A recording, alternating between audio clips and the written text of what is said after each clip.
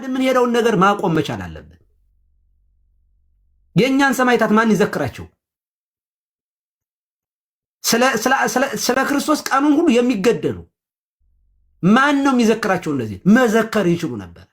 ቅዱስ ሲኖዶስ ይህንን ማድረግ ይችል ነበር። የለም ሲያደርግ አናይም። ሁለተኛ አትግደሉን ማለት ይችላል። አንገደል ማን ገደል? አንድ አትግደሉን በቃ መገደል በቃን ማለት አይቻልም እንዴ? እኔ በጣም ግራ የሚገባኝ ከፌስቡክ ላይ ራሱ ጽፍ ነበር። አሁን በጣም ነው እኮ ግራ የሚገባኝ እውነት ለመናገር ምን ሆነን ነው ግን ኢትዮጵያውያን? ምንድነው የነካን? እውነት ለመናገር ምንድነው እንደዚህ ያደነዘዘ እንዴ? ምን ሆነን ነው ማለት? የምንሞትበት እኮ ምክንያት መኖር እኮ አለበት እኮ። ፐርፐዝ እኮ ሊኖር ይገባል እኮ። ምንድነው የምንሞትበት ምክንያቱ? ምንድነው የምንገደልበት ምክንያት ምንድነው? እንዳንቃወም የሚያደርገን ነገር ምንድነው? አትግደሉኝ ማለት እንዴት አትምታኝ አይባልም እንዴ? አንድ ሰው ሲመታችሁ አትምታኝ ማለት አይቻልም? እና እኔ በአባቶች ብቻ አይደለም የምፈርደው፣ ህዝቡ ራሱ ምን ነካው? ኦርቶዶክሳውያን ምን ነክቷችሁ ነው እንዴ? አንድ ነገር ማድረግ እንደምንችል መጽሐፍ ቅዱስ ይነግረናል። ዮሐንስ ወንጌል ምዕራፍ 10 ቁጥር 5 ላይ ከሌላው ግን ይሸሻሉ እንጂ አይከተሉትም፣ የሌሎችን ድምፅ አያውቁምና ይላል። ስለ እረኛው አነ ውእቱ ኖላዊ አባግ፣ እውነተኛ እረኛ እኔ ነኝ። ወኖላዊ አባግ ሰይሜጡ ነፍሶ በእንተ አባግሁ፣ እውነተኛው እረኛ ስለ በጎቹ ነፍሱን ያኖራል። ሌላውን ግን ምንደኛ ቅጥረኛ ነውና አይከተሉትም ብሏል። ለምንድን ነው ቅጥረኛንና ምንደኛን ከእረኛ መለየት ያቃተን? ለምንድን ኦርቶዶክሳውያን ይሄን አትለዩም እንዴ? እኔ እውነት አንድ ነገር ማድረግ ይቻላል። እረኞቻችን የማይጠብቁን ከሆነ እንደ መጽሐፍ ቅዱስ ሐሳብ አናውቃችሁም የማለት መብት አላችሁ። ምክንያቱም ይሸሻሉ ብሏል። መሸሽ ነው። እንደዚህ ካሉ ቁመው የሚያስገድሉን እረኞችን መሸሽ፣ የሚጠብቁንና ፊት ለፊት ስለኛ የሚናገሩት ደግሞ መከተል።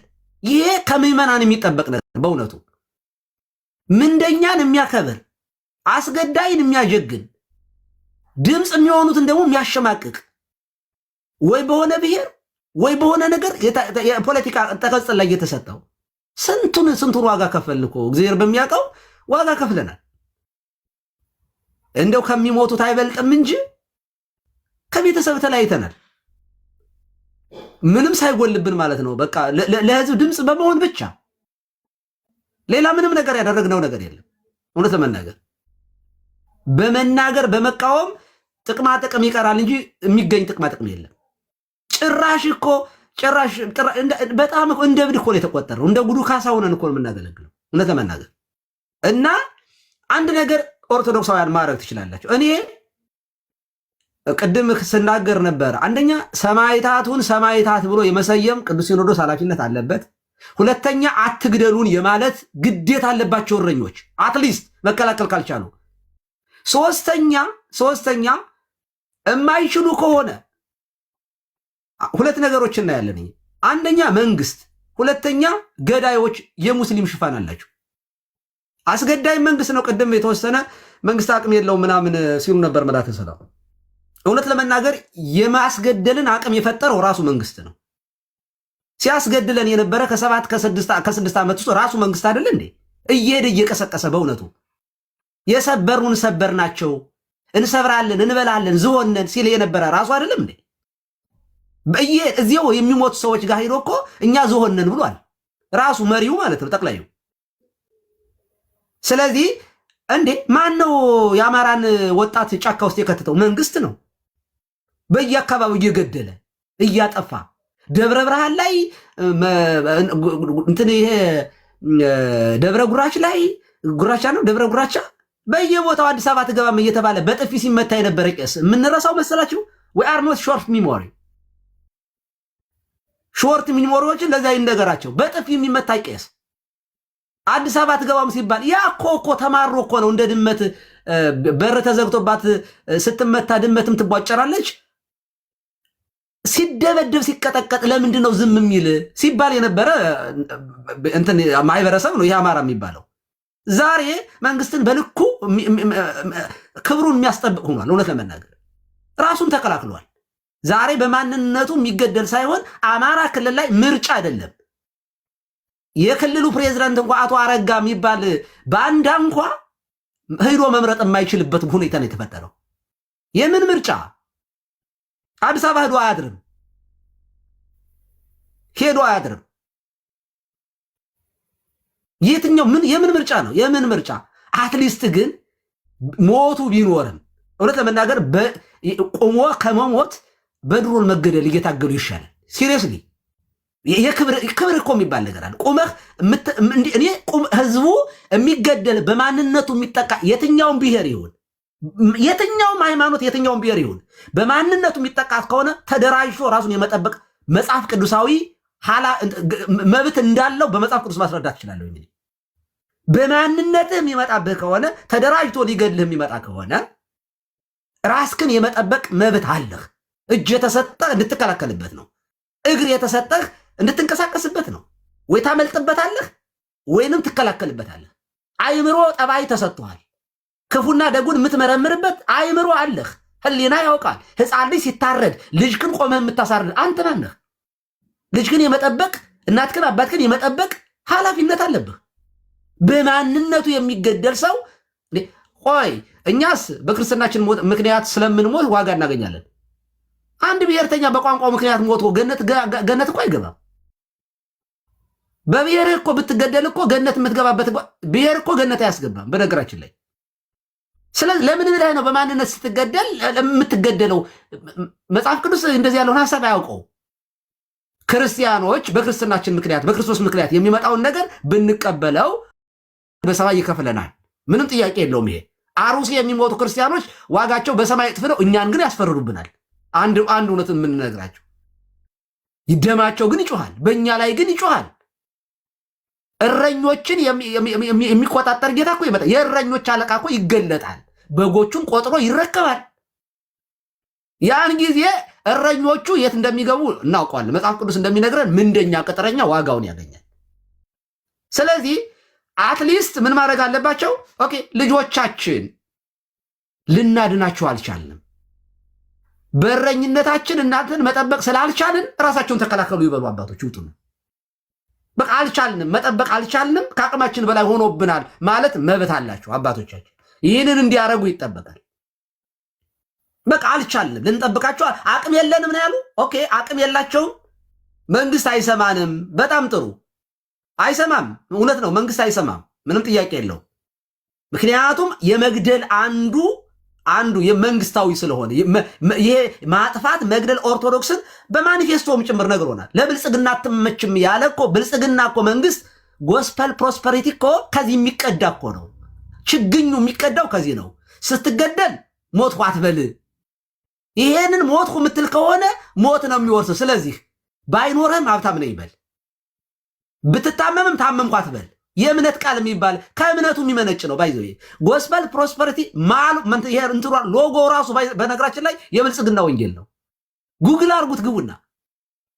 ስለዚህ እየደህየ ሀብታም ነው ይበል ነው የሚለው ብልጽግና። ጎስፐል ፕሮስፐሪቲ የሚያወራው ብትታመም ራሱ ታመምኩ እንዳትል። ታመምኩ የምትል ከሆነ ትታመማለህ። ያሰብከውን ነው የምትሆነው ብሎ ነው የሚያምነው። ቅዠት ነው፣ ድሉዥን ነው። መንግስት በቅዠት የሚኖር ነው። ብልጽግና ብሎ አገሪቱን 8 ዓመት ድህነት ውስጥ ጥልቅ ውስጥ ነው የከተታት። ሰላም የሚባል ፒስ ኤንድ ሴኩሪቲ የለም። የመንግስት ኃላፊነት ነው። ስለዚህ መንግስት በማደራጀት ይኸው ሽፍቶችን የፈጠረው እሱ ነው። ኦነግን ጫካ ያስገባ እሱ፣ ከኤርትራ አምጥቶ ነፃነት በማሳጣት ፋኖን ጫካ ያስገባ እሱ፣ ህወሓትን መቀሌ ውስጥ ትግራይ ውስጥ እንዲቀመጥ ያደረገ መንግስት ራሱ ብልጽግና ነው። ሴራው ነው፣ ተንኮሉ ነው።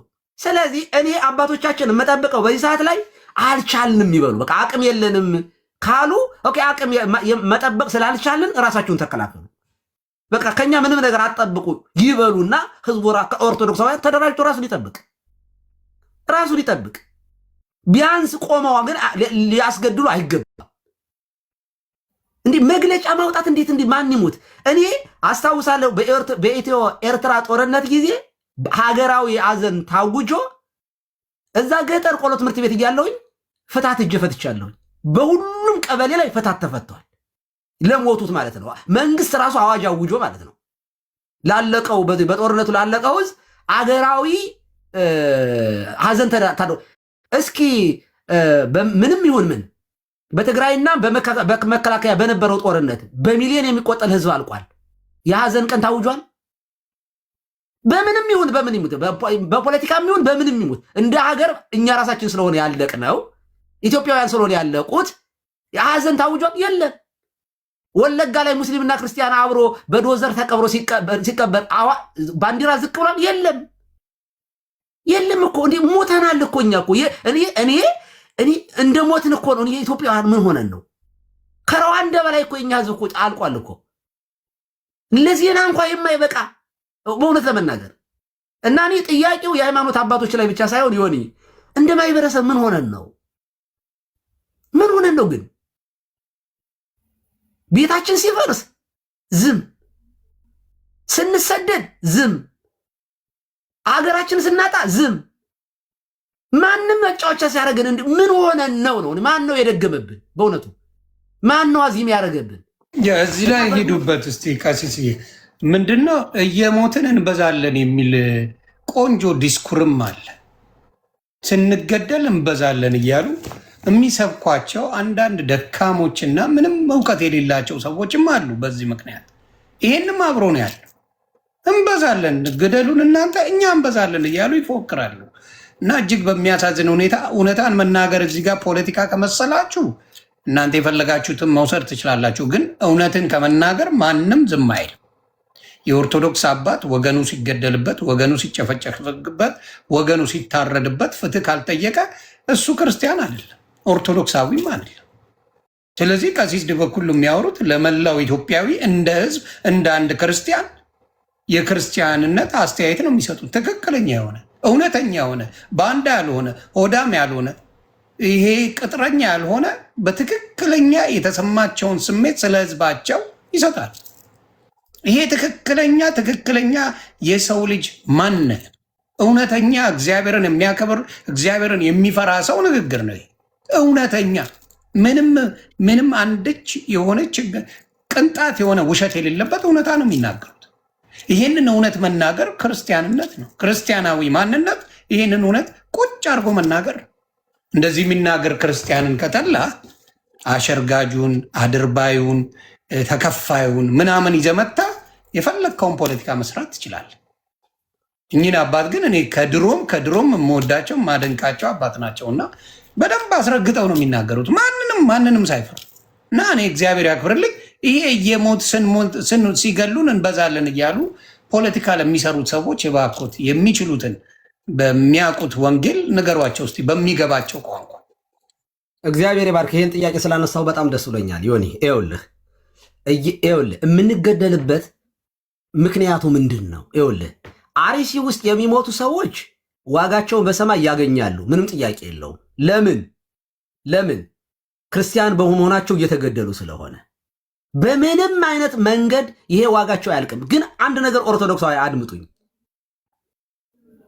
40 ሰዎች አርሲ ውስጥ ሞተው ከሆነ ለነዚህ ሰዎች ድምፅ ማንሆን ከሆነ ለነዚህ ሰዎች ምንም አይነት ተቃውሞ ያላደረገ በሚሊዮን የሚቆጠር ኦርቶዶክሳዊ ግን ደሙን እግዚአብሔር ከእጃችን ላይ ይፈልጋል።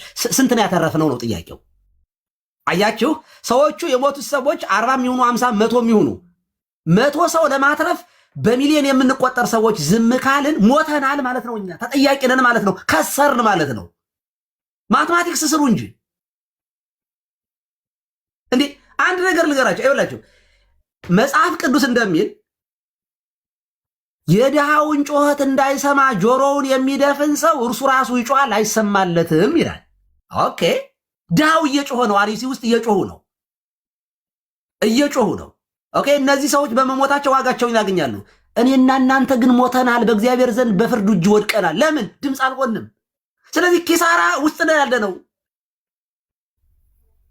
ጎንደርም ውስጥ ይሁን ጎጃም፣ መቀሌም ይሁን አሩሲያውም ይሁን ወለጋ ያለ ኦርቶዶክሳዊ ለነዚህ ወንድሞቹ ድምፅ የማይሆን ከሆነ እግዚአብሔር ምስክሬ ነው። እግዚአብሔር በፍርድ ይጠይቀናል። ስለዚህ ከሰርን እንጂ አላተረፍንም። ስንሞት እንበዛለን። በምን ምክንያት? ወንጌል ሊሰብኩ ነው እነዚህ ሰዎች የተገደሉት ነው? ወንጌል ሊሰብኩ ነው ወይ የተገደሉት? ስለ ክርስቶስ እንሰብካለን ብለው መስጊድ ሄደው ሲሰብኩ ነው የተገደሉት? አይደለም። እቤታቸው በተኙበት ነው የታረዱት። ስንገደል እንበዛለን። ይሄ ጥቅስ እኮ እነ ቅዱስ ጴጥሮስ ያሉበት እኮ ኮንቴክስት እኮ አለው፣ አውድ እኮ አለው። ክርስቲያኖችን ያለ ምክንያት ያለምንም ምክንያት አንደኛ መንግስት አልነበራቸው፣ ቄሳሮች ነበሩ የነበሩት። የአሕዛብ መንግስት ነበር የሚጮሁበት። ከእግዚአብሔር መንግስት ውጭ ምድራዊ መንግስት ክርስቲያኖች አልነበራቸው። እስከ 320 እስከ 3ኛው መቶ ክፍለ ዘመን ታላቁ ቆስጠንጢኖስ እስከተነሳበት ዘመን ድረስ ክርስቲያኖች ዘመነ ሰማዕታት የሚባል ዘመን፣ ያ ዘመን ግበ በምድር ውስጥ በካታኮምብ ውስጥ ያለፉበት ዘመን ነው። በአዋጅ የክርስትና መንግስታዊ ቅርጽ የያዘው ከ3ኛው መቶ ክፍለ ዘመን። እስከዚያ ድረስ ግን አሕዛብ ነው ሲቀጠቅጡ ነው የኖር ነው። ሮማ አደባባይ ውስጥ ክርስቲያኖች ልክ ዛሬ ስፖርት እንደሚያዩ ክርስቲያኖችን ከአንበሳ ጋር እያታገሉ የሚዝናኑብን ነበርን። እግዚአብሔር ግን ከሰማዕታቱ ጋር ይሰራ ነበረ። አዎ ታላላቅ አባቶቻችን የክርስቲያን ደም የሃይማኖት ዘር ነው ብለዋል። እውነት ነው። ይበቅላል፣ ያድጋል። ይኸው በሚሊዮን የሚቆጠር ፍሬ አፍርቷል። እነዚያ ሰዎች ለመከላከም አቅም የላቸውም፣ ለመሸሻም ቦታ የላቸውም። ጉድጓድ ውስጥ ነበር የነበሩት። እንደዚህ ያሉ ሰዎች መንግስት የላቸውም። እነዚህ አባቶች የሚከላከላቸው ራሳቸው እየሞቱ ነበረ። አሃ ስለዚህ አባቶቹ እረኞቹ ሲሞቱ ህዝቡ እየበዛ ሄደ። እረኛው ጴጥሮስ ሲሞት ጴጥሮስ ሞቷልና እረኛው በጎቹ ዳኑ፣ ህዝቡ ይድናል። እነ ጳውሎስ ሲሞቱ ህዝቡ ይድናል። ዛሬ እኮ ይኸውላችሁ እረኞቹ ራሳቸውን ያሰማራሉ፣ ራሳቸውን ይጠብቃሉ። የሚሞተው በጉ ነው የሚያልቀው። እረኛ አንድ ነው፣ በጉ ደግሞ ብዙ ነው፣ መንጋው ብዙ ነው። አንድ መንጋ ራሱን ለማሰማራት በሚሊዮን የሚቆጠረውን ክርስቲያን የሚያስፈጅ ከሆነ ስንሞት አንበዛም፣ እያለቅን ነው የምንሄደው የሚባል ነገር። እንዲያውም ሞታችን ምድራዊ ብቻ እኮ አይደለም ደግሞ ዮኒ፣ የሰማያዊም ጭምር እኮ ነው። አይሆንም ወገኖች፣ ዝም እያልን ብናልቅ እንዲያውም ለምን ዝም ብለህ ሞትክ ነው የሚለው ክርስቶስ ራሱ። መጽሐፍ ቅዱስ ምን ይላል? ሰነፍ እጅና እግሩን ኮርትሞ ስጋውን ይበላል ይላል። አንድ ሰው እኮ ካልሰራ ካልተንቀሳቀሰ እኮ የዕለት እንጀራ መብላት አይችልም። እንኳን አይደለም የነፍሱን ጉዳይ ይቅርና ምን ሰርተን ነው እኛ የምንበዛው? ሃይማኖት ሰብከን ነው? ለሚሞት ሰዎች ድምፅ ሆነን ነው? ምን ሆነን ነው የምንበዛው? የምንበዛው እንኳን እየሰራን እኮ ነው። እየዘራን ቢሆን ነው። አልዘራንም። ዘረኝነትን እየዘራን፣ ጎጠኝነትን እየዘራን፣ ምናልባት አርሲ ለሚሞቱ ሰዎች አክሱም ላይ ካልተሰማ፣ ጎንደር ላይ ካልተሰማ የአሩሲ ክርስቲያኖች ደም የኔም ደም ነው የማትሉ ከሆነ ትናንትና እንኳ ፖለቲከኞች እንኳ የኦሮሞ ደም የኔ ደም ነው ብለው እኮ ጎንደር ላይ እኮ ወጣቶች ወጥተዋል። እውነት ነው። ኦሮሞ ወንድማችን ነው፣ አማራ ወንድማችን ነው፣ ወንድማማች ህዝብ ነው። ትክክለኛ ነገር ነው። ይሄ ሶሉሽን አምጥቷል። እሳ በክርስትናስ አንድ አባል አይደለንም? የክርስቶስ አካል አይደለንም? የአርሲ ክርስቲያኖች ሞት አንድ ወንድም እዚህ ፌስቡክ ላይ ምን ጽፎ አይቻለሁ። እኛ ሰሜን ላይ ያለን ሰዎች የተረፍነው አርሲ ስላልኖርን ነው ብሏል። እያንዳንዳችን እኔ አሜሪካ የምኖረው ቀሲስ ዲበኩሉ ዛሬ በህይወት የኖርኩት አርሲ ላይ ስለሌለው ነው እንጂ እኔ ራሴ ተገዳይ ነኝ ማለት ነው። የቦታ ጉዳይ ነው እኔን ያላስገደለኝ እንጂ አራጅ እኔን ለማረድ ዝግጁ ነው ማለት ነው። የአርሲ ክርስቲያኖች ሞት የኛ ሞት ነው፣ የኛ ሞት ነው፣ የኛ መገደል ነው። እባካችሁ ኦርቶዶክሳውያን፣ እኔ በአባቶች ራሱ ማሳበብ ራሱ ትክክል። እኛ ራሳችን ህዝቡ ራሱ ጤነኛ ነው ወይ? ማን ጠበቀ? ማን ቁመህ ሙት አለ? ቢያንስ ቁማችሁ ሙቱ ተረጋጉ ያለ አባት አለ? እስኪ ወጣችሁና ህዝቡ ራሱ ወጥቶ ነው ከዚህ በኋላ አንሞትም ብሎ ህዝቡ ወጥቶ ተረጋጉ ምናምን ያለ አባት አለ? የለም። ተረጋጉ ማን አለ? አላሉም እኮ በቃ። እውነት ለመናገር አንዳንድ አባቶች ይሆን ይችም ላቆም ላሆኑ አንዳንድ አባቶች ምን ይሉናል መሰለ? አሁን ሆ ብለን ብነሳ ህዝቡ ራሱ ይነሳል ወይ? ባይዘው ይሄ ጥያቄ ሃይማኖት አባቶች ላይ ራሱ አለ፣ ጥርጣሬ አለ። እኛውን እውነት ለመናገር ብንሞት ህዝቡ ራሱ ይነሳል? አይ ዶንት ቲንክ ሶ። ቤቱ ሲፈርስ ህይወቱ ሲያልቅ መች ዝም አለ የሚሉ አባቶች አሉ። ሁሉም አባቶች እውነት ለመናገር ደግፈው አይደለም። ህዝቡ ራሱ ደንዝዟል ነው። ምን ሆናችሁ ነው? እኔ ኦርቶዶክሳዊ ሰዎች ኦርቶዶክስ ሲሞት እንዴ ምን ሆናችሁ ነው? እኔ ክሬዲት ሰጣለሁ ለኢህአዴግ በዚህ አጋጣሚ በሻሻ አቡነ ገብረ መንፈስ ቅዱስ ላይ 97 ነው 91 ላይ አንድ ቄስ ሙስሊሞች ገለው ነበረ። 2 ነው 3 ቄሶች። አንተ ዳር እስከ ዳር ጭጭ እኮ ነው ያለች ምድሪቱ በጸጥታ። ሲሪየስሊ ነው የምነግርህ። እንግዲህ ኢህአዴግ መቃወም ነው የጀመርነው። እኔ ብልጽግና ከመምጣቱ በፊት እሬቻ ላይ እኔ የጻፍኩት ጽሁፍ አለ አሁን ፌስቡክ ላይ ዛበሻ ዜና ሰርቶበታል። ዛሬ አይደለም ምን ፍትሃዊነት እንዲኖር ድሮ ጀምረን ነው መታገል የጀመርነው እና ያን ጊዜ የተቃወምነው ኢህአዴግ እንኳን በሰላምና በጸጥታ ጉዳይ ላይ ግን አናማውም። በእውነቱ ዲሞክራሲ አልነበረም። በጣም ብዙ ችግሮች የፈጠረው ያ ስርዓት ነው። ግን ፒስ ኤንድ ሴኩሪቲ ግን ነበረ። በቃ ይሄንን አልክዳችሁም። ያን ጊዜ 2 ሰዎች እዛ በሻሻ አቡነ ገብረ መንፈስ ቅዱስ ጅማ ላይ ሞቱ ተብሎ በቃ በየቤተ ክርስቲያኑ ሐዘን ነበር። አስታውሳለሁ። በየሁሉ ሰባኪ ሁሉ ስብከቱ ይሄ ነበረ። ሪሱ አብየቱ የሞተ የሆነብንን አስብ መዝሙር ሁሉ ይሄ ነበረ። እነ ዘማሪ ጸዳለ አብየቱ የሆነብንን አስብ በመቅደሱ ታረደ። እኔ መዝሙር ሰርቻለሁ። አለመመነኔ ወይ ሰው መሆኔ የሚለው መዝሙር ያን ጊዜ የሰራሁት እንዴ። እና ያን ጊዜ 2-3 ሰዎች ሞቱ ብለን እንደዛ በጣም ተደነቅን። ዛሬ 10 ቤተክርስቲያን በአንድ ሌሊት ሲወድም ሶማሌ ላይ የተገደለው ኦርቶዶክሳዊ እኮ ብዛት እኮ ቁጥር የለውም እኮ። ስታቲክስ እኮ ቢወጣ እኮ የሚገርም እኮ ድንዛዜ ውስጥ ነው ያለነው። እና አሁንም ካልነቃንና ራሳችንን ማንጠበቅ ከሆነ ኦርቶዶክሳውያን እውነት ለመናገር ሞታችን በደጃችን ነው። እግዚአብሔር ደግሞ አይረዳንም። ብታምኑ ባታምኑ አይረዳም። ምክንያቱም እግዚአብሔር የሚረዳ እየታገልክ አንተ እጅ ሰጥቷል፣ አይምሮ ሰጥቷል። ኦኬ መከላከል አለብህ እንዴ። እውነት ለመናገር ለመከላከል እኮ መሳሪያ መተኮስ አያስፈልግም እኮ።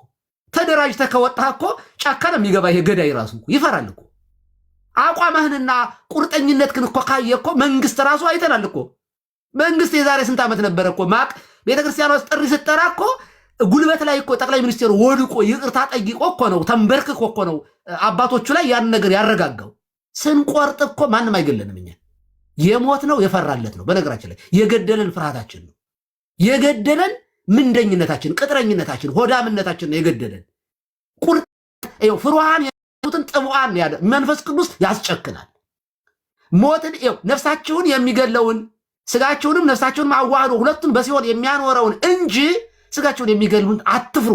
ከሞት በላይ ነን እኮ እኛ ክርስቲያኖች። ደግሞ ተስፋ አለን እኮ እውነት በዚህ ምድር ለመኖር አገራችን በሰማይ ነው እኮ። ስለ ክርስቶስና ስለ ቤተ ክርስቲያን መሞት እኮ ክብር እኮ ነው፣ ተገንቶ ነው እውነት ለመናገር እና ወንድሞቻችን እያስገደልን ግን በወንድሞቻችን ሞት ላይ እንበዛለን። አትበዛትም፣ ገሃነም ነው የምትገቡት። እንደውም ቁርጡን መርዶ ነው የምነግራችሁ። ክርስቲያን እየሞተ ቤተክርስቲያን እየተቃጠለ ዝም ብለህ እንበዛለን ካልክ ደሙን ከእጅህ ፈልገዋለሁ ነው እንጂ መጽሐፍ ቅዱስ የሚል ትበዛለህ አይልም። በሰማይም አትበዛትም፣ በምድርም አትኖራትም። መጽሐፍ ቅዱስ የሚያስተምረን እሱን ነው። እንግዲያስ ለወንድሞቻችን ድምፅ እንሆን። ዋይኖት የተወሰኑ ሰዎች ዮኒ ማኛ ብቻ ላይቭ ሊከፍት አይገባም። እዚህ ቲክቶክ ላይ ያላችሁ ቅበተብ ላይ የምትሰሩ ወንድሞቻችን አጀንዳ አድርጉት። ለምን እንሞታለን? ለምን እንገደላለን? ሙስሊም መሪዎችን ማስጠንቀቅ መቻል አለባችሁ። ሙስሊም መሪዎች ለምኑ አሪሲ ብቻ ነው ሙስሊም ያለው እንዴ? የሙስሊም መሪዎች አክሱም ውስጥ ስላሉት፣ መቀሌ ውስጥ ስላሉት፣ ጎንደር ጎጃም ስላሉት ሙስሊሞች አታሰቡም ማለት ነው?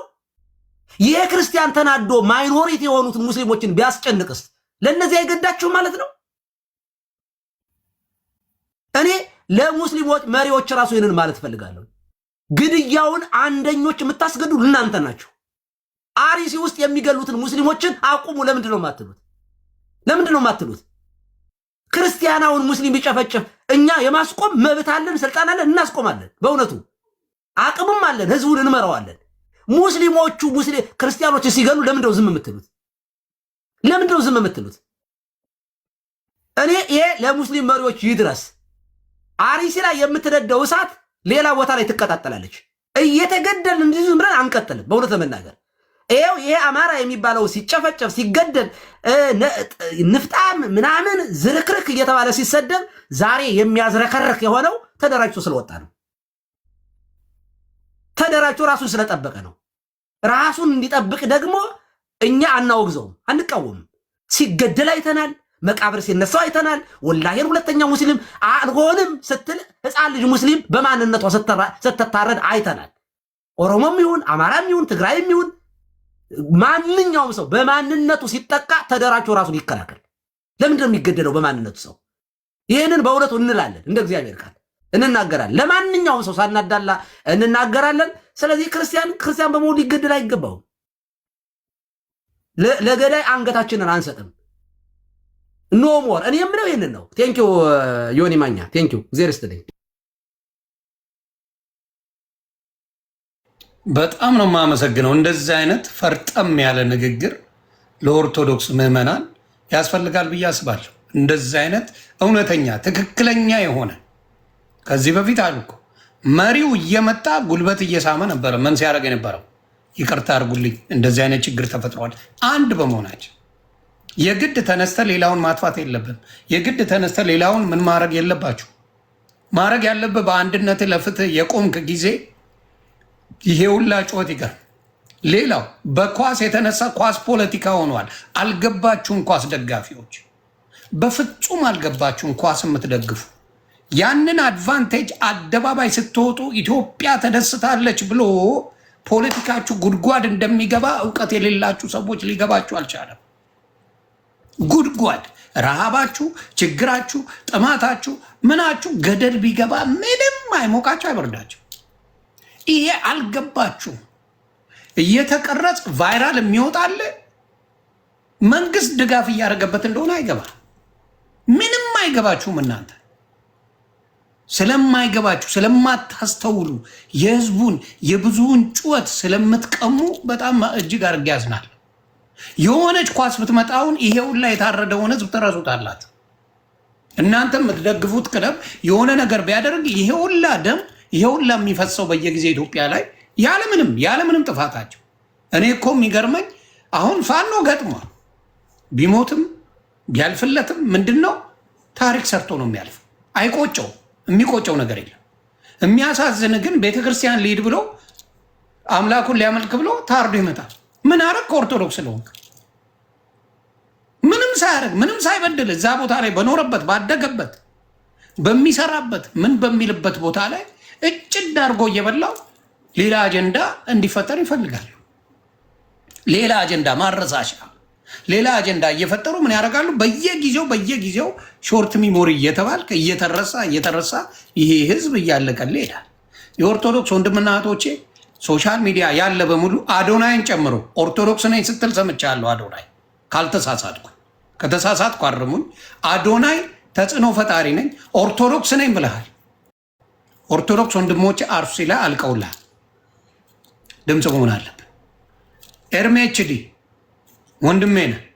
ኤርሜችዲ አርሲ ላሉ ኦርቶዶክሳውያን ድምፅ መሆን አለብን።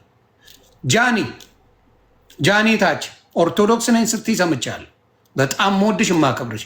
አትግደሉብን አርሲ ላይ ብለሽ መስራት አለብሽ። ሌሎቻችሁም ተጽዕኖ እንፈጥራለን የምትሉ ተጽዕኖ አለን ሶሻል ሚዲያ ላይ። ጆን ዳንኤል ለካ ፕሮቴስታንት ነው፣ ይቅርታ አድርጉልኝ።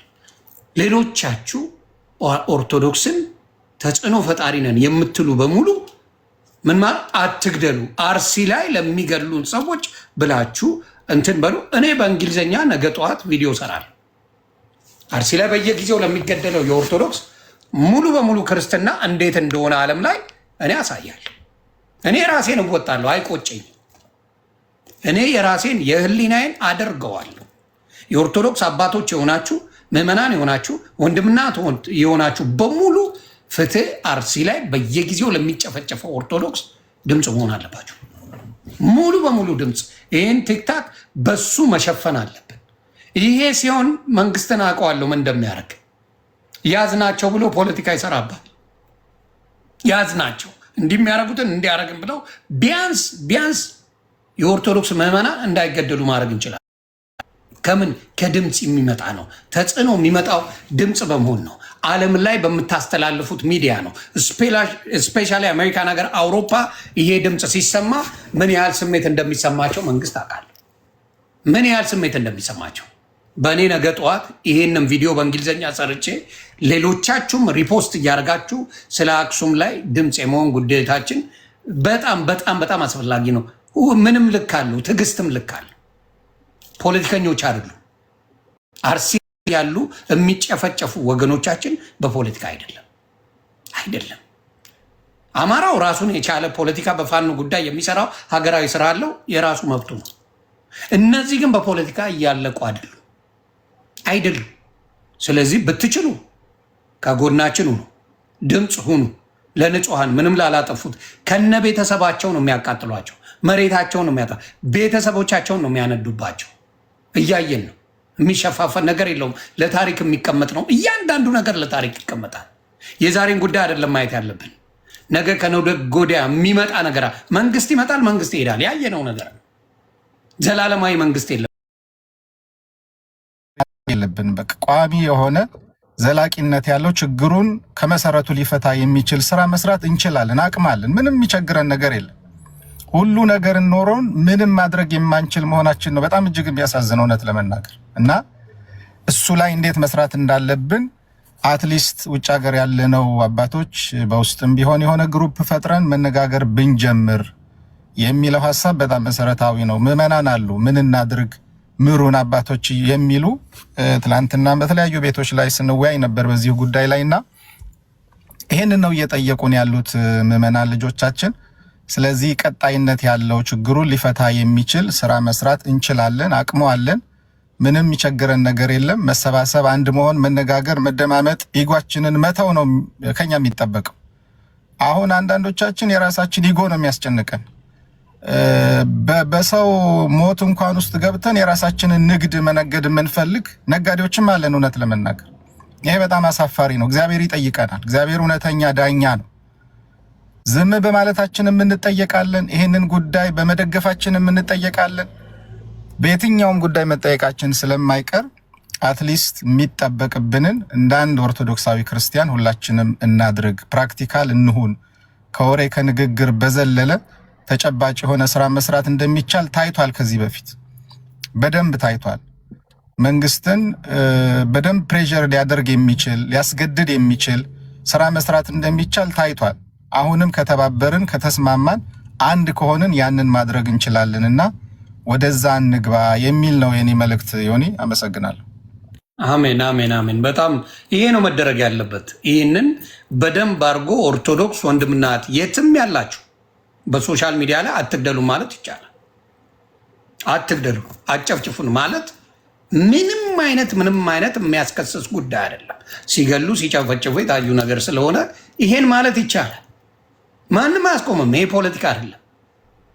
ስለዚህ ይሄንን ነገር ማድረግ እያንዳንዱ ኦርቶዶክስ ይሄን መስራት አለበት ብዬ አስባለሁ። ወደ አባታችን እንመለስ። ግሩም ነው። ለህዝቡ አንድ ነገር ገልጸን ማስተማር ያለብን ይመስለኛል። ይሄ እንግዲህ ሰማዕትነት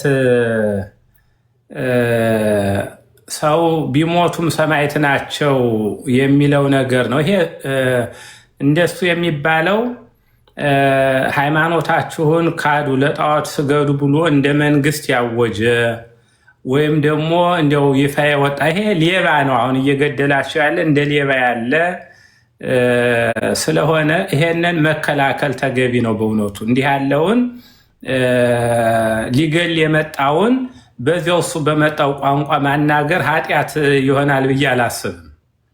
ምክንያቱም ኦርቶዶክሳውያኑ ይሄንን በእውነት ግንዛቤ መፍጠር አለብን። ህዝቡ መሳሪያ እንዳይዝ መሳሪያውን እየቀሙት ነው እዚያ ስንሰማ አሁን እንጂ በእውነቱ አሁን ይሄ የሚገደለው ሁሉ በእውነቱ ገዳዩ ልብም የላቸውም። በእውነት መሳሪያ የሌለውን አይተው ጨለማ ጠብቀው ነው እንጂ በእውነት ይህን ያህል ልብ ኑሯቸውም አይደለም። ስለዚህ መንግስት መጠበቅ ካቃተው ኦርቶዶክሳውያኑ መሳሪያ መታጠቅ አለባቸው። አሁን ወደዚህ ወደ ሰሜኑ አካባቢ እዚህ ወደ ደቡብ ጎንደርና ሰሜን ጎንደር አካባቢ አንድ ከተማ አለ። የተወሰኑ ሰዎች ኦርቶዶክሳውያን ያልሆኑ አነስ ያሉ ሰዎች አሉ እና እነሱ በመንግስት ጠይቀው መሳሪያ ታጠቁ፣ ራሳችሁን ጠብቁ ተባሉ።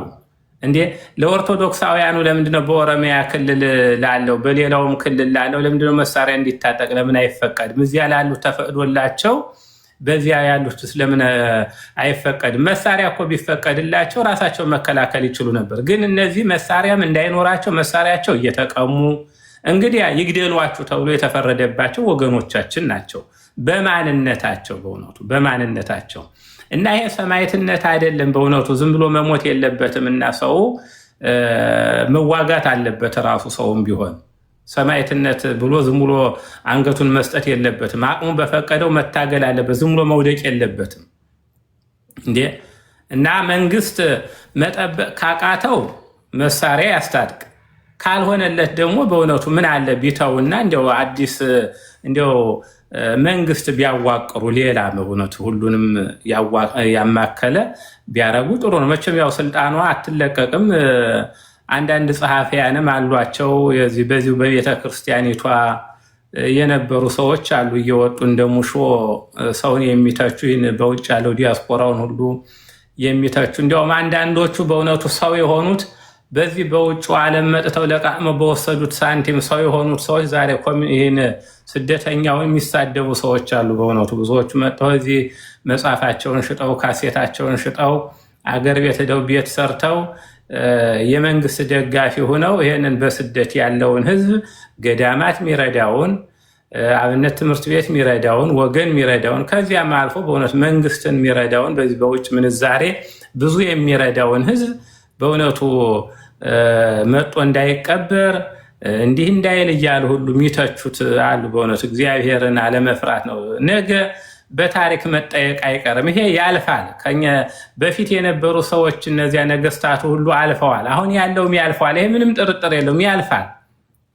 ህያው አይደለም ራሱ ሲሆን እዚያው ከውስጥ ያሉት እርስ በርሳቸው ይሸኛኛሉ። ያም ካልሆነ ደግሞ ጊዜ ጠብቆ ያልፋሉ በእውነቱ እና ጊዜ በሚያልፍ ጊዜ ይህንን ታላቅ የሆነውን ህዝብ መከራውን በእውነት ባያበዙበት ባይገሉት፣ እንዲሁ ቤተክርስቲያንስ ምን አደረገች?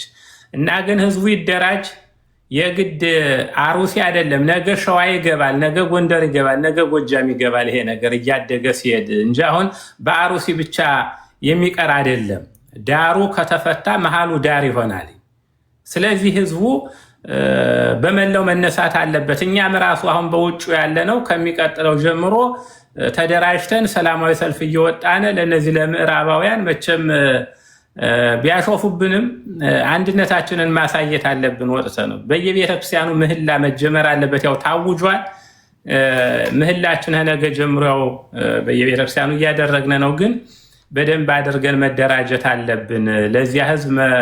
አሁን በዚሁ እያንዳንዱ ሰው መቼም ያው ቲክቶክ አለው እንዲያው አንድ የሆነ ሎጎ ማዘጋጅተን ጥሩ የሆነ ሎጎ መለያ አድርገን ለዚህ በአርሲ ለሞቱ ኦርቶዶክሳውያን ለሚሞቱ ኢትዮጵያውያን ለነሱ ሁሉ መለያ አድርገን ከነገ ጀምሮ ይህንን በዚህ በመለያ ማጥለቅለቅ አለብን። ነገ ሁሉ መጮህ አለብን። በያገኘነው ሁሉ ስለነዚህ ወገኖቻችን ማልቀስ አለብን። መቼም ይኸው መከረኛው አማራው ግፍ እየጸናበት ነው። አብዛኛው ኦርቶዶክሱም ግን ከኦርቶዶክስ ሁኖም የነሱም ቢሆንም እኮ ይገሉታል። በእውነቱ ኦሮሞም ቢሆን ሌላም ቢሆን ኦርቶዶክስ በመሆናቸው ሁሉም ይገደሏሉ። ግን አብዛኛው ቀደም ሲል በዚህ አካባቢ የሄደው ያው የሰሜኑ ሰው አብዛኛው እዚያ ሄዶ አገር ምድረ በዳ ስለነበር አገሩን አቅንቶ አገር አድርጎ እየጠበቀ የኖረ የተወለደ አያት ቅማያቱ የነበሩበት ቦታ ነው። እንዳልኳቸው አሩሲ ብዙ ዓመት ስላገለገልኩ ነው እኔ ስላገለገል ገጠሩን ሁሉ ዙሪያ ይቻላል። በከተማውን ብዙ አገልግያለሁ። በብፁዕ አቡነ ናትናኤል ጋር ያውቁኛል። አሩሲ ያለው ሰው ሁሉ ያውቀኛል። ብዙ አገልግለናል። ጥሩ ህዝብ ነበረ በእውነቱ። በጊዜው የነበሩት የኦሮሚያ ባለስልጣናት ሁሉ የነበሩት በእውነቱ ብፁዕ አቡነ ናትናኤልን በጣም ይታዘዟቸው ያከብሯቸው ነበር። አሁን ግን እንዲህ ያለ አውሬ የተነሳብን በእውነቱ እና ጥሩ ነው። ዮኒ እግዚአብሔር ይጠብቅ። ሁላችን እንጩሃለን ከነገ ጀምሮ። እግዚአብሔር ደግሞ ፍትህ ይሰጣል። ወደ እግዚአብሔር መጸለይ ያለብን ያው ትግሆ ጸልዩ ከመይተዋው ሰመንሱት ነውና እንዲያው በርትተን ከጸለይን እግዚአብሔር ተአምራት ያደርግልናል። እነዚህን ግፈኞችን እግዚአብሔር ያዋርዳቸዋል። እነዚህ ግፍ የጸናባቸውን ወገኖቻችን እግዚአብሔር ነፃ ያወጣል። ግን እስከዚያ ድረስ ተደራጅተን መጮህ አለብን እና ሰው ግን ሰማዕትነት አገኛለሁ ብሎ ዝም ብሎ መሞት የለበትም። አቅም እንዲያው ባገኘው መሳሪያ ሁሉ ራሱን መከላከል አለበት እንጂ ዝም ብሎ መሞት የለበትም። በእውነቱ መከላከል አለበት ባገኘው ሁሉ በእውነቱ እና ዝም ብሎ መሞት የለበትም ነው መልእክቴ። እግዚአብሔር ከሁላችን ጋር ይሁን። አሜን። እግዚአብሔር ያክብርልኝ። ሁላችሁንም እግዚአብሔር ይጠብቅልኝ። እውነቴን ነው የምለው። በዚህ ነገር ላይ ዝም የሚል ኦርቶዶክሳዊ ካለ ከገዳዮቹ ተባባሪ ነው። በዚህ ምንም ውስጥ እንሆን፣ በምንም ኃጢአት ውስጥ እንገኝ፣ በስጋ ኃጢአት ውስጥ የምንገኝ ማናችንም ብንሆን እንደዚህ በየጊዜው ፍትህ ያላገኘው የአርሲ ህዝብን አርሲ ላይ የሚገደል ኦርቶዶክስን እኔ እንደልኳችሁ ቃሌን የማከብር ሰው ነኝ። የምፈራውም በምድር ላይ ሰው የለም ካለ ፈጣሪ በስተቀር ይህንን ህዝብ ድምፅ አለመሆን በእግዚአብሔር ዘንድ ያስጠይቃል። ክርስቲያን በመሆኑ ኦርቶዶክስ በመሆኑ የሚታረደውን ህዝብ ዝም ብሎ መስማት በእግዚአብሔር ዘንድ ስለሚያስጠይቅ እኔ በእንግሊዝኛ ስራ አለው። ሌሎቻችሁ በሌላ ቋንቋ የምትችሉ በሌላ ቋንቋ ያላችሁ በሙሉ ይሄንን ነገር እየሰራችሁ ዓለም ላይ እንዲደርስ አድርጉ። ከዚህ በኋላ ቀልድ የለም። ማንም መጥቶ ከዚህ በኋላ የዝማሬ ቀን ምናምን ብሎ ማታለል እንደማይችል እርግጠኛ ሆኜ እናገራለሁ። ማንም መጥቶ የዝማሬ ቀን የእንትን ቀል ብሎ ነጭ ልበሱ ይሄን ልበሱ ብሎ ለማታለል ቢመጣ ከዚህ በኋላ ማንም ማታለል እንደማይችል እኛ እያለን በደንብ ህዝቡ ስላወቀው እንደማይሆን ታያላችሁ ከዚህ በኋላ። ስለዚህ በሚገባ በዚህ ነገር ላይ እንስራበት እላለሁ። የምትሉትን ከጨረሳችሁ እግዚአብሔር አክብርልኝ፣ እግዚአብሔር ይጠብቅልኝ። እናንተን እግዚአብሔር በጣም አድርጎ ድምፅ ስለምትሆኑ ፍትህ ስለምትጠይቁ እውነተኛ ኦርቶዶክሳዊ አባቶች እግዚአብሔርን አመሰግናለሁ። በጣም ነው። እግዚአብሔር ያክብርልኝ። ዮኒ አንድ ነገር ማለት ፈልጋለሁ ከይቅርታ ጋር ማጠቃለያ ይሰማል አይደል ዮኒ? አዎ ምንድነው የምናወራው ህዝባችን እያለቀ ነው። እንደ ሀገር እየጠፋን ነው። እንደ ሀገር አንድ ሀገር ህዝብ አለ የሚባለው ህብረት ሲኖረው፣ አንድነት ሲኖረው፣ ጠላት ቢመጣ በጋራ መከላከል የሚችል ማህበረሰቡ ከማህበረሰቡ ጋር ፍቅር፣ አንድነት ሲኖረው ነው። እንደ ሀገር ጠፍተናል። አንዱ ብሔር አንዱን ብሔር ጠላት የሚያደርግ ነው። የሮማን ፕሮጃስካን መጽሐፍ 1935 እንደ አውሮፓውያን አቆጣጠር የተጻፈ ኢትዮጵያን መበተን የምንችለው በዘር፣ በቋንቋ፣ በነገድ ከፋፍለን ስናስቀምጥ ነው።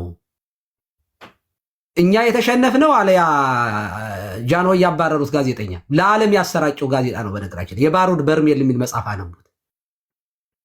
የተሸነፍነው ይላሉ ጣሊያኖቹ ኢትዮጵያውያን ድባሙ ንጉስ ምን ቃል በቃል ነው የምናገረው። ድባሙ ንጉስን ይልቅ ህዝቡን አንድ አድርጎ ስለያዘው ነው እንጂ ህዝቡን በብሔር ራስ ገዝ እናደርገው በቋንቋ በነገድ በአካባቢውነት ብንከፋፍለው ኑሮ ድሮ ነበር የኢትዮጵያዊነትን አስኳል ከውስጣቸው አውጥተው የሚጥሉ ይላል ዮኒ። ቃል በቃል በእንግሊዝኛም በአማርኛም የተጻፈ ቃል ነው የምናገረው።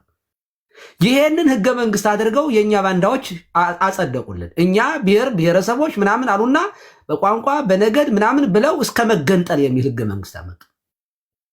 ዛሬ እርስ በርሳችን የምንበላለው አንዱ አንዱን እንዳያግዘው የሆነበት ምክንያት እንደ ማህበረሰብ ስለሞትን ነው። አንደኛ ይሄ ነው። ሁለተኛ እንደ ቤተክርስቲያን ነው። አይ ቲንክ ዮኒ ይዤህ ከሆነ ንግት ተነግረኛለህ። አይ ይቻላል። አንዴ ልጅ የሆነ ነገር ብሎኝ እየነገርኩት በቃ አስተናግደው ፕሊዝ። ጨርሻለሁ። እና ወደ ቤተክርስቲያን ስመጣ ግን ይኸውላችሁ ይሄ ፖለቲካ አይደለም። ሀገር መጠበቅ ስለ ሀገር መሞት ከብፁዕ ሰማዕቱ አቡነ ጴጥሮስ ተማሩ፣ ከነብፁዕ አቡነ ሚካኤል ተማሩ።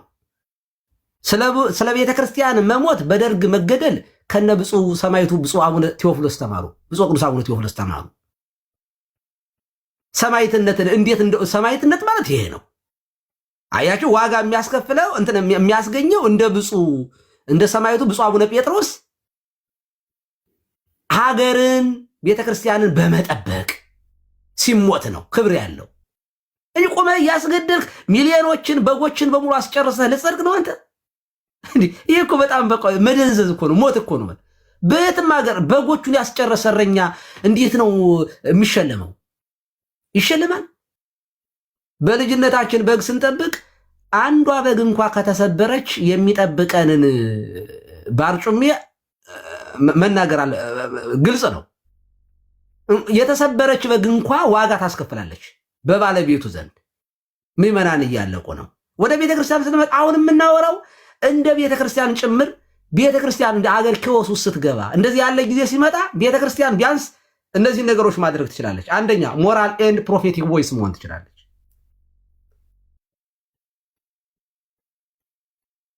ትንቢታዊ ድምፅ የሚባል ነገር አለ። ምን ማለት ነው? ክፉ መንግስታት ክፉ ነገር ሲያደርጉ፣ ጭፍጨፋ ሲያደርጉ እንዲህ የምታደርጉ ከሆነ እግዚአብሔር እንዲህ ያደርግባችኋል፣ እንደ ፈርዖን እንደ ሄሮድስ እንዲህ ይቀጣችኋል፣ እንደ ናቡከደነጾር ሳር ያስግጣችኋል ብሎ ፕሮፌቲክ የሆነ ቮይስ ማስተላለፍ ይቻላል። አያችሁ፣ ይህ የቤተ ክርስቲያን ኃላፊነት ነው በነገራችን ላይ። ሁለተኛ ዲፌንደርስ ኤንድ ሂውማን ዲግኒቲ መሆን ይቻላል። ሰዎቹ እንዲከላከሉ ለሰው ልጅ ክብር ተሟጋች መሆን የቤተ ክርስቲያን ኃላፊነት ነው። ሞራሉ ያለው እኛ ጋር ነው።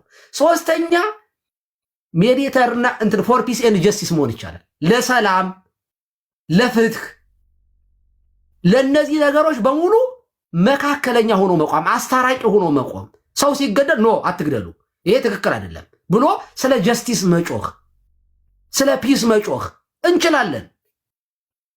አራተኛ ለምሳሌ ፕሮቫይደርስ ኦፍ ሪፊውጅ ኤንድ ኤድ ማድረግ ይቻላል። እርዳታ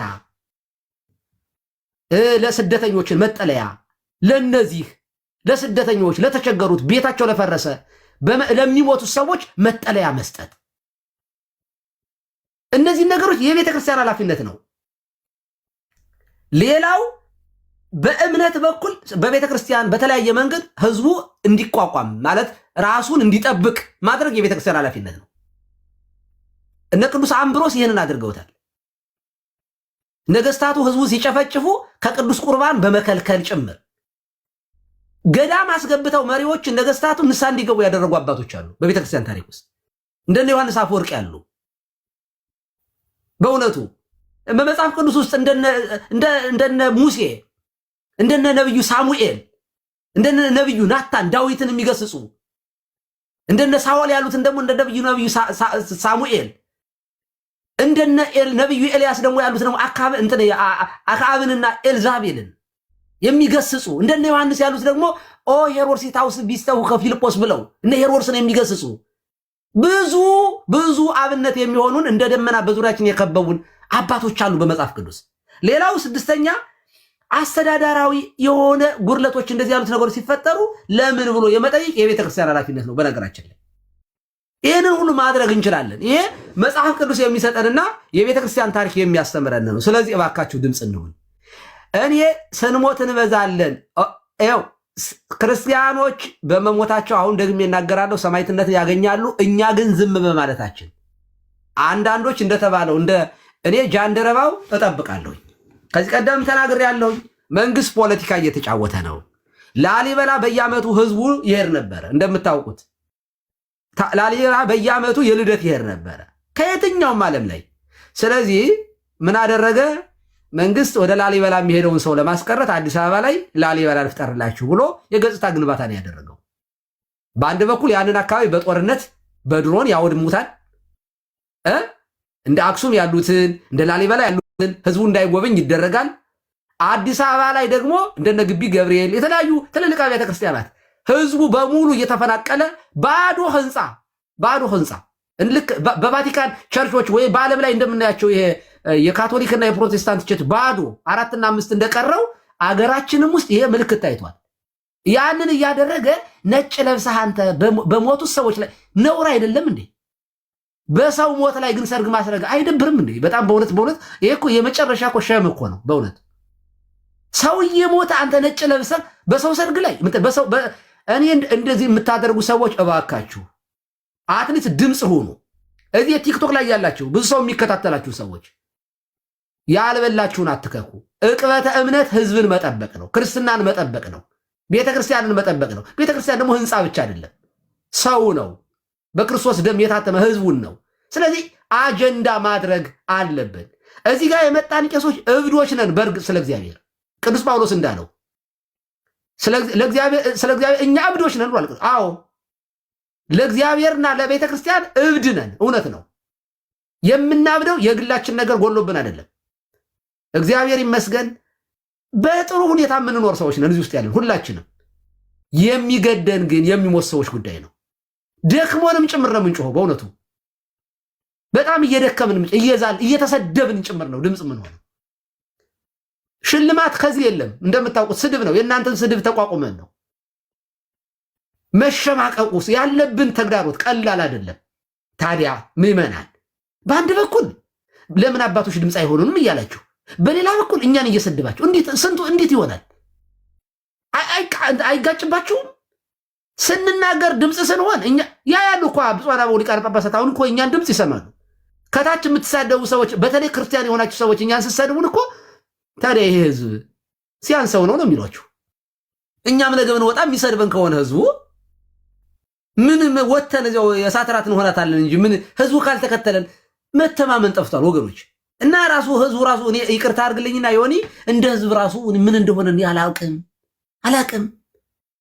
አላቅም። ሰሞኑን ምርጫ ብለው የሚያደርጉትን ነገር እኔ ስክሪንሾት እያደረኩ ለታሪክ አስቀምጨዋለሁኝ። አስከሬኑን የሆነ ሰውዬ የልጁን አስከሬን አስቀምጦ ሊመርጥ መጣ ብለው እኮ ዜና የሚዘግብ የኢትዮጵያ ዜና አሁን ሪሊ ልጁን አለ ህዝቡ ቀባሪ ተሰብስቦ ቤት ውስጥ ምርጫው እንዳያመልጠኝ ብሎ የልጁን አስከሬን አስቀምጦ ሊመርጥ መጣ። አይበልጽግና እንዲያው በመድኃኒዓለም አሁን የጤንነት ነው ምርጫው እንዳያመልጥ በቃ ብልጽግናን ሳልመርጠው ቀርቼ እንዴት ሀገር እንዳይፈርስ ብሎ አንዷ ወላደው ልትወልድ ምጧን መጥቶባት አጠቃላይ ሚዲያ ሲሰሩት ይዋል ስክሪንሾት አስቀምጨዋለሁ ለታሪክ ይቀመጣል። እንደተባለው ኢህአዴግም ተገልብጧል። እንኳን አለን ብልጽግና ያልፋል። እግዚአብሔር ሲበቃው ጽዋው ሲሞላ በአንድ ሌሊት ያሳልፈዋል። እናውቃለን እንዴት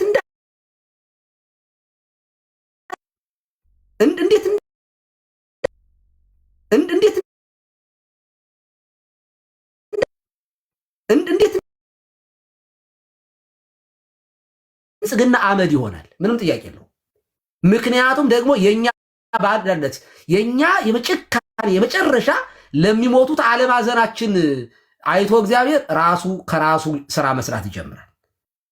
የኛ የመጨረሻ ሞት የእሱ ግን ትንሣኤ ነው። በእውነቱ ይነሳል፣ እግዚአብሔር ይነሳል። የሰማዕታቱ የሞቱት የእነዚህ ንጹሐን ደም ዛሬ እስከ መቼ ድረስ ደማችን በምድር ፈሶ ይላሉ ራዕየ ዮሐንስ ምዕራፍ 6 ላይ እንዳሉት ይጮሃል። ያን ጊዜ የእነዚያ የክርስቲያኖች ደም ምድሪቱን ይቀድሳል። አዎ የእነዚህ ደም ክርስቲያኖችን ያበዛል። እኛ ግን በፍርድ ወንበር እንጠበቃለን። ዛሬ ድምፅ የማንሆን በዘረኝነት ታጥረን፣ በመንግስት ደጋፊነት ታጥረን፣ በጉቦ ታጥረን፣ በምንደኝነት በቅጥረኝነት ታጥረን ዝም ያልን ሰዎች ነገ እነዚያ አርሲ ላይ የሞቱት ክርስቲያኖች ይጠብቁናል። እዚያ የሚፈርዱብን እነሱ ናቸው፣ ማንም አይደለም። ምክንያቱም እኛ እዚህ ዘንጠን እየኖርን እኛ ደሞዝ ቅጠል ሽጣ ደሞዝ የምትከፍለን ሴት እናት ስትሞት ዝም ብለን እሷ በሰማይ ዝም ብላ የምትጠብቅ ህያው ናቸው በእውነቱ ለመናገር። ስለዚህ ቮይስለስ ለሆነ ህዝብ ቮይስ መሆን አለብን። ድምፅ እግዚአብሔር የሚናገረው እንደዚያ ነው። ዛሬ ድሃው ሲጮህ ዝም ብትል አንተ የምትጮህበት ጊዜ ይመጣል። ያን ጊዜ አልሰማህም። መጽሐፍ ቅዱስ ቃል በቃል ይህን ተናግሯል። እና ድምፅ እንሆን። እኔ ደስተኛ ነኝ ዮኒ ይህንን በመናገሬ። ብዙ የሚጎልብኝ ነገር ቢኖርም በስጋ የሚጎዳ ነገር ቢኖርም ግን በጣም ይገርመሃል፣ ደስተኛ ነኝ። ለአይምሮ ለህሊና ስለምናገር አትራፊ ነኝ። በጣም ደስተኛ ነኝ፣ መድኃኒዓለም በሚያውቀው በእውነቱ። እና መላከ ሰላም እግዚአብሔር ይስጥልን። በጣም ደስ ብሎኛል አሁን ባደረጉት ነገር በጣም ደስተኛ ነኝ። መጋቤ ጥበባትም ሌሎቻችሁም አባቶቻችን በርቱ፣ ጠንክሩ። በእውነቱ ሰማይ አገራችን ነው፣ ዋጋ ይጠብቀናል። እንኳን ድምፅ አይደለም ብንሞትላቸው እውነት ለምናገር እንኳን ድምፅ መሆን በተለይ በውጭ ሀገር የምትኖሩት በእውነት እና አስቡበት። ኢትዮጵያ መሄድ ነው የሚቀረው፣ ምንም ችግር የለውም። እንሄዳለን። እንኳንም ኢትዮጵያ መንግስተ ሰማያት እንሄዳለን ብለን ተስፋ የምናደርግ ሰዎች እኮ ነን አይደለ እንዴ?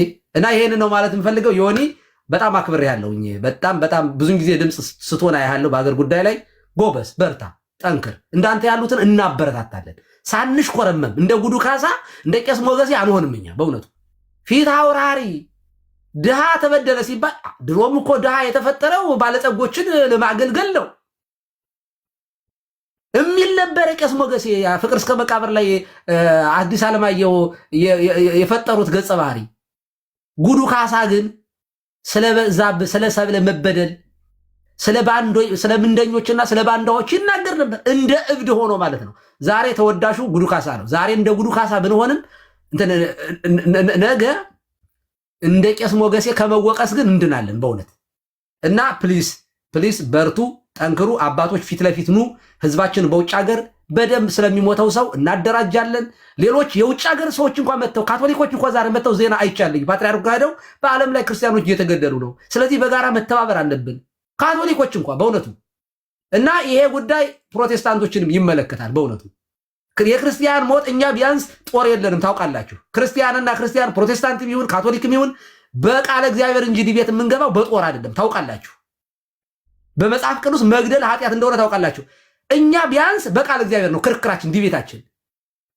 ካልተከተልከኝ እገላለሁ ብሎ የሚከተል እምነት ይሄ ትክክል አይደለም። ስለዚህ ነገ እናንተ ቤት የሚገባል ይሄ ጉዳይ።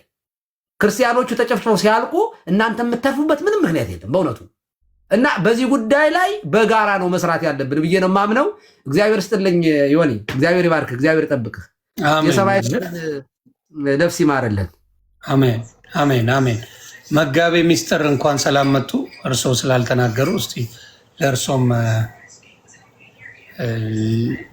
መድረኩን ልስጦት። ክቡራን አባቶች በረከታችሁ ይድረሰን። መላከ ገነት፣ ሌሎችም እዚህ ያላችሁ ሁላችሁም ዮኒ እግዚአብሔር ይስጥልን። መርሃ ግብሩን ማዘጋጀት እውነት ለመናገር በ40 ቀን በ80 ቀን የምንቀበለው ጸጋ መንፈስ ቅዱስ ሁላችንንም የልጅነት ስራ እንድንሰራ ይረዳናል። እዚህ ያላችሁ ቤተሰብ በሙሉ ዮኒ ስለ ሀገር ስለ ሌላም ሲናገር እንሰማዋለን። ሁል ጊዜ ፊቱ በፈገግታ በሳቅ በጨዋታ የምናውቀው ወንድማችን ነው።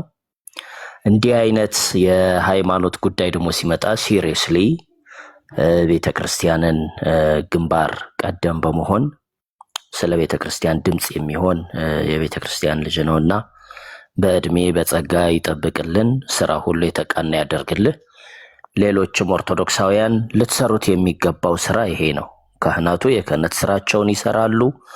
ወጣቶች ደግሞ የልጅነት ስራችሁን እንደዚህ ስትሰሩ የአባትና የልጅ ግንኙነት ማለት ይሄ ነው እና ክቡር መላከ ገነትም ሌሎችም ያው ልጆቻቸውን በማበርታት የምናውቃቸው አባቶች ናቸው እና ያገናኘን አምላካችን የተመሰገነ ይሁን። ከትናንትና ጀምሮ ስለ አርሲ በሌሎችም በራሳችንም ቤት በሌሎችም ወንድሞች አባቶች ጋር የማጽናናት ስራ እየሰራን ነው። ሀዘናችንን የመግለጽ ሁኔታቸውን የማረጋጋት ስራም እየሰራን ነውና እውነት ነው። ብሶት የባሰው ልጅ አባቱን ለምን ይሄ አልሆነልኝም፣ ለምን ይሄ አልተደረገልኝም ብሎ መናገሩ የአባትና የልጅ ጉዳይ ነው። ዮኒ በዚህ ልክ ወጥቶ አባቶች ምን እያደረጋችሁ ነው ብሎ ድምጽ ቢሆን የልጅነቱን ስራ ነው አባቶችን የተናገረው፣ ሌላን ሰው አልወቀሰም። በአባትና በልጅ መካከል ደግሞ ነገሩ እሱ ኃጢአት ነው ተብሎ አይነገርም። ልጅ ማለት ታዲያ ወራሽ አይደለ እንዴ? በቃ ሲከፋውም እኮ አባቱን የሚጠይቅ አልቅሶ የሚጠይቅም ጭምር ነው መሆን ያለበትና ለአባቶቻችን ያሳለፍከው መልእክት የሁላችንም መልእክት ነው። ሁላችንም መልእክት ነው። ያው እናንተ እንደ ልጅነት የምትናገሩትን እኛ ደግሞ ትንሽ ፊደል እንደማውቅ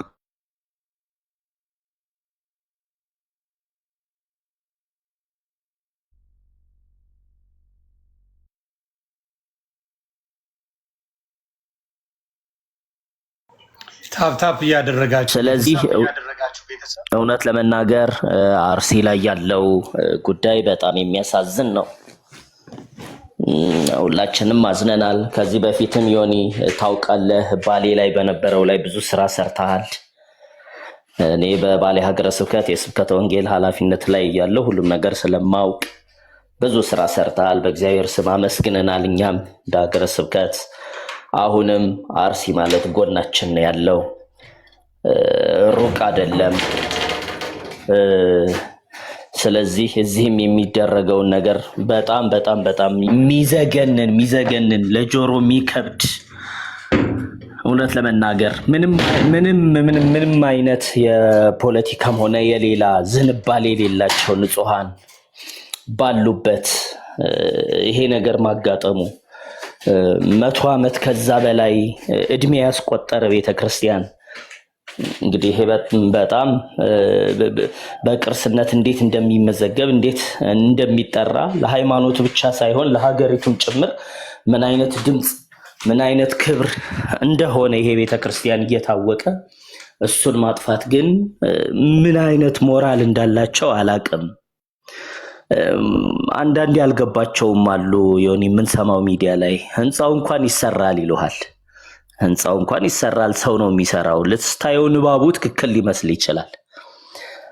ካልንስ እንደውም እኮ የሰው ልጅ ትንሣኤ ሙታን ይጠብቀዋል። ሁላችን የሚገርመው የሚናገሩትን አባት ቫዮሌት አድርገዋል ብለው ነው ቲክታክ ያስወጣቸው። ኮፒ ሊንክ ታፕታፕ አድርጉ። እንደዚህ አይነት ነገሮች ሲደረግ ብዙ ጊዜ ችግሮች ይፈጠራሉ። ብዙ ጊዜ እኚህን አባት አስወጥቷቸዋል። ቫዮሌት አድርገዋል። የሚናገሩን ነገር ሄት ስፒች ነው ብለው ሪፖርት አድርገዋል። ይሄ ነው ነገር። ስለሞቱት የሞቱት አይደለም እነሱ የሚገርማቸው የሞቱትን ድምፅ ማፈን የነሱ ስራ ነው። በምታዩት መልኩ እኛ አባትን የሚናገሩ ቦታው ላይ ነበሩ የሚያዩ አባትን እንዲወጡ አድርገዋል። የሚናገሩት ንግግር የጥላቻ ንግግር ነው ብለው ነው ያደረጉት። ለዚህ ነው ኦርቶዶክሳውያን ትብብር ያስፈልጋል። እኔ ምንም አንድ ተራ ሰው ነኝ፣ ግን አባቶች ተናገሩ የት ነው ያላችሁት ብዬ ስል አባቶች ፊት ለፊት መጣው አለን አትግደሉብን፣ ኦርቶዶክስን አትንኩብን፣ ምዕመናንን ያለ ጥፋታቸው አትግደሉብን እያሉ ሲመጡ ደግሞ እነዚህን አባቶች ማክበርና እግዚአብሔር ያክብርልን ማለት ነው።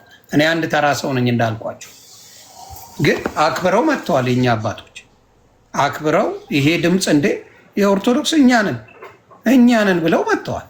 ስለዚህ ኮፒ ሊንኩንም ታፕታፕንም አድርጉና አባታችን መጥተው ያለውን ነገር እንዲነግሩ እናርግ እና አባቶች እየመጡ ነው።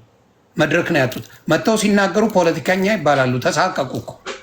እኔ እኮ ግራ የሚገባኝ ኦርቶዶክስ ላይ ድምፅ ስትሆንም ተሳቀ አባት ስለሆን፣ በሌላው ድምፅ ሲሆኑ አይተናል። በደንብ አድርገው ይህን መንግስት እሽኮለሌ ሲሉለት ያሉ ሌሎቹን አይታቸዋል። በዘፈን ደረጃ እንኳ መንግስትን አብረው እንዴት አድርገው አብረው ሲያስተባብሩ እንደነበረ በአደባባይ ያያችሁት ነገር ነው። ለህዝብ ደግሞ ድምፅ የሚሆኑ አባቶች ሲመጡ እነሱን ማሸማቀቅ ስራቸው።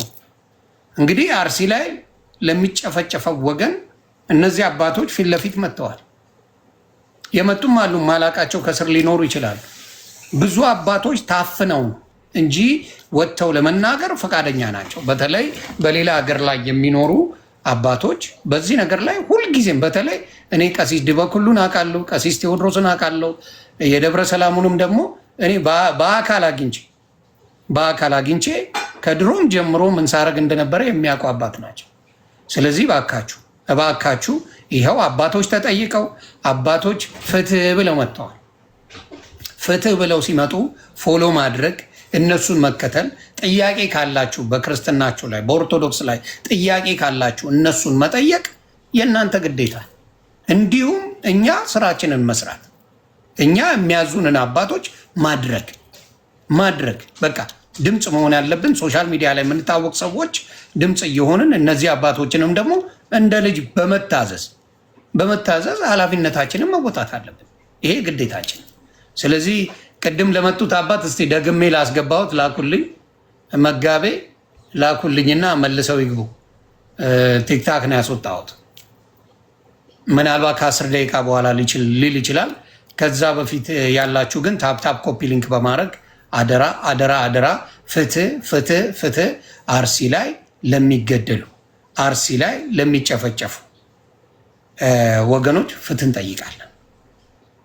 ፍትህ እንጠይቃለን። አርሲ ላይ ለሚገደሉ ለሚጨፈጨፉ ኢትዮጵያውያን በሙሉ ፍትህ እንጠይቃለን። ይህንን ነው እኔ የምለውና ሌሎች አባቶች የምጨምሩበት ነገር ካለ እዚህ ላይ ብትጨምሩ ደስ ይለኛል። አንድ ነገር እዚህ ላይ ብቻ ማለት ፈልጌ ነው ዮኒ ከይቅርታ ጋር አሁን መላከ ገነትን በደንብ ጥረስ አድርገው ሲናገሩ የነበረው አንተም ስታነሳ የነበረው በተለይ ኦርቶዶክሳውያን ወገኖቻችን ቅድም እንዳሉት ነው። መላከ ገነት አባት የለንም፣ ይመራን የለንም፣ የምንሰማው የለም ለምትሉ ያው አትሊስት አለን ብለን ወጥተናል እኛና ትክክለኛውን የቤተክርስቲያን ድምፅ መስማትን መጀመር አለብን። አንዱ የሚያድነን እሱ ስለሆነ ሁሉንም ነገር ጥለን ሁሉንም ነገር አቃለን አይሆንም እውነት ለመናገር እና ቤተክርስቲያን የክርስቶስ አካል ናት። ስለዚህ እውነተኛ የሆነው የቤተክርስቲያን አባቶችንም ድምፅ መስማት መጀመር አለብን። ከሌላው ያነሰ አስተሳሰብ ሊኖረን አይገባም። ለምሳሌ እኔ አሁን አንድ ምሳሌ ልስጥ። ሰሞኑን አይታችሁ ይሆናል። ምርጫው ከመካሄዱ በፊት አብዛኞቹ የፕሮቴስታንት ፓስተሮች አዳራሽ ውስጥ ጠቅላይ ሚኒስትሩ እንደሚያሸንፍ ሲተነብዩ ነበር። አሁን ሕግ ቢኖር ኢትዮጵያ ውስጥ ይሄ ወንጀል ነው፣ የሚያስጠይቅ ነገር ነበር። ለ200 ዓመት ብልጽግና ነው የሚመራው ጠቅላይ ሚኒስትሩ የአሁኑን ብቻ ሳይሆን የሚመጣውንም ከዛም በኋላ ያለውን ምርጫ ያሸንፋል እያሉ በድፍረት የሚናገሩ ሰዎች ባሉበት ሀገር ኦርቶዶክሳውያን መሞት የለባቸውም ብሎ ድምፅ መሆን እንዴት ነው ሊያስፈራ የሚችለው? እንዴት ነው ሊያሳፍር የሚችለው? ቅዱስ ጳውሎስ እዛ ፊልጵስዩስ 3:21 ላይ እንደተናገረው ነው የመጨረሻው ዘመን ምልክት አንዱ ክብሩ እንደ ነውር ይቆጠራል፣ ነውሩ እንደ ክብር ይቆጠራል እና ሊገላበጥብን አይገባም። በትክክል የክርስትናውንም ትምህርት አለመረዳታችንን ነው የሚያሳየው ይሄና እውነት ለሆነው ነገር መቆም ዋጋ ሊያስከፍል ይችላል። በሰማይ ግን ትልቅ ክብር የሚያሰጥ ነገር ነውና ለእውነት እንቁም፣ ዝም ብለን አንሽለጥለጥ ለማለት ነው። የሆነ ይቅርታ ስለቃል። አረ ትክክል ነው። ይህንን ነው መደረግም ያለበት። እንዲሁም እነዚህን አባቶች በእውነቴን ነው የምለው በመከተል እውነተኛ ነገርን ድምፅ ለዚህ ለተበደሉ ለሚጨቆኑ በየጊዜው ለሚታረድ ይሄ ነው እኮ የሚያሳዝነኝ። እየተገደለ እንኳን ሌላ እንትን ነው የሚያደርገው። ይሁን ይሄ ጥቅሙ ምንድነው መሰለህ? ቫዮሌሽን እያለ በሙሉ እያስወጣችሁ ነው ነው በሙሉ እየነቀላችሁ ነው። ቫዮሌሽን እኔንም ሳያስወጡኝ የሆነ ነገር ልበል። ይሁን በሙሉ ቫዮሌሽን እያለ እየነቀላችሁ በሙሉ ምንድነው መሰለህ? አሁን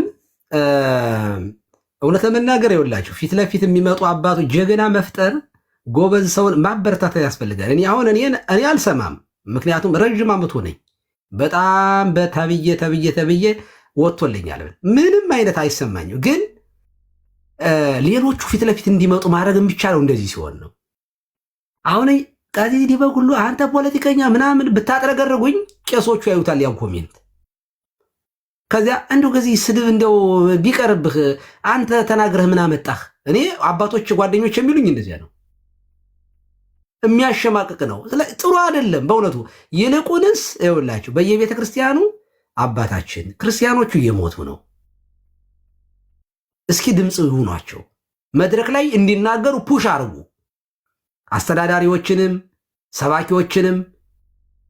አለበለዚያ የማይናገሩ ከሆነ ቦታ አለመስጠት። በእውነቱ እኔ ይኸውልህ በሀገር ጉዳይ ባንዳን፣ በሃይማኖት ጉዳይ ምንደኛን፣ ቅጥረኛን ይዞ ማገልገል አይቻልም። አገርን መጠበቅ የሚቻለው ከባንዳ ነፃ የሆነ ትግል ሲኖር ነው። ባንዳዎች እስካሉ ድረስ አገር ላይ የሚያስገድሉ እንደነ አሉ እንደና አፄ ቴዎድሮስ ያሉትን የሚያስገድሉ ባንዳዎች በቤተ ክርስቲያን ምንደኛ ነው የሚባለው፣ ቅጥረኛ ነው የሚባለው። እኔ ከሞቱ ሰርዶ አይብቀል የሚል የአህያ ጥቅስ የያዘ እኔ ብቻ ልብላ የሚል እኔን ራሱን የሚያሰማራ በመጽሐፍ ቅዱስ ውስጥ እዚያ ትንቢተ ሕዝቅኤል ምዕራፍ 33 ላይ የተወቀሱ የእስራኤል እረኞች አሉ። የሰባውን ትበላላችሁ፣ ስጋው የሰባውን ስቡን ትበላላችሁ፣ ቆዳውን ትለብሳላችሁ፣ የከሱ በጎችን ግን አታዩም። እረኛ ሆይ ራስካችሁን የምታሰማሩ እረኞች ሆይ ወዮላችሁ ይላል እግዚአብሔር። እኛን እኮ ክርስቶስ እኮ እረኛ አድርጎ በምዕመናኑ ላይ ሲሾም ትወዱኛላችሁ፣ ከነዚህ ይልቅ ትወደኛል። ፍቅር የተከተለው ለበጎቹ የሚሞት ፍቅር፣ ስለ በጎቹ የሚሞት ቅድሚያ እኔ ልሙት የሚል እንደ ሙሴ ያለ መሪ ያስፈልጋል። ክርስቶስ እኔ ስለ በጎቼ ነፍሴን አኖራለሁ አለ። ከዚያ ደግሞ ይሄ እውነተኛ እረኛ ሊያርግ ሲል ደግሞ ጴጥሮስን ትወደኛለህ ወይ አለው። አዎ እወድሃለሁ አለ። የምትወደኝ ከሆነ በጎችን፣ ግልገሎችን፣ ፍየሎችን፣ ጠቦቶችን ጠብቃለሁ። ፍቅር ያልተከተለ ስልጣን ገዳይ ስለሆነ አሳራጅ ነው የሚሆነው። ምዕመናንን የሚወድ ክርስቶስን የሚወድና ቤተክርስቲያንን የሚወድ እረኛ በፍጹም በጎቹንም ቤተክርስቲያንን አያስነካም በፍጹም። እውነተኛ እረኛ ስለ በጎቹ የሚሞት ስለሆነ እረኛ አንድ ነው። አንድ እረኛ ቢሞት ምንም ችግር የለውም በእውነቱ። መንጋው ግን ብዙ ነው። የኔ መሞት ሚሊዮኖችን ካተረፈ እኔ ስንት ሰው ነኝ በእውነቱ። ደግሞ በዚያው ላይ በሰማይ ቦታ አለን ብለን የምናስብ ሰዎች በእውነቱ አክሊል ይጠብቀናል ስሞት ብለን የምናምን ሰዎች ለምንድን ነው የምንፈራው? እኔ ፍርሃትን የመጀመሪያ የሚገለን ፍርሃት ነው የሚገለን። ፍርሃት ገዳይ ነው። ክርስቲያን የሚሞተው የፈራለት ነው።